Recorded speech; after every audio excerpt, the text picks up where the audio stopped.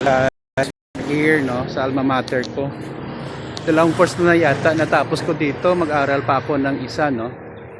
So before it is called NONESCOS, Northern Negros State College of Science and Technology. Sa ngayon, university na po ito is State University of Northern Negros.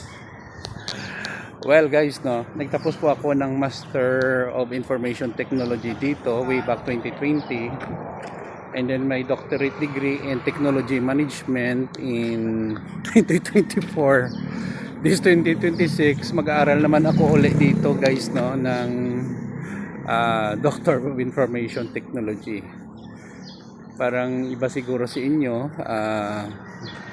kung sabi, Sir Jake, hindi ba kayo nagsawa sa pag-aaral?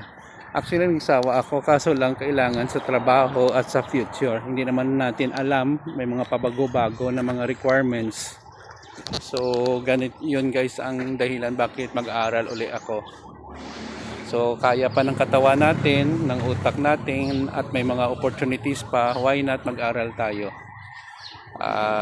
Circumstansya guys, no, ang tumulak sa akin para mag-aral uli. So, yun po, no. Kailangan natin makasurvive dito sa mundo eh. Hindi madali ang buhay. So, yun lang po guys. This is the Barangay Old Sagay campus, no. Kung gusto niyo mag-aral ng DIT, dito na lang kayo online, at saka mura naman ang tuition fee. Hopefully, taas naman daw. So, yun lang po. Please follow me in my Facebook and YouTube channel. Maraming salamat po guys. Please subscribe.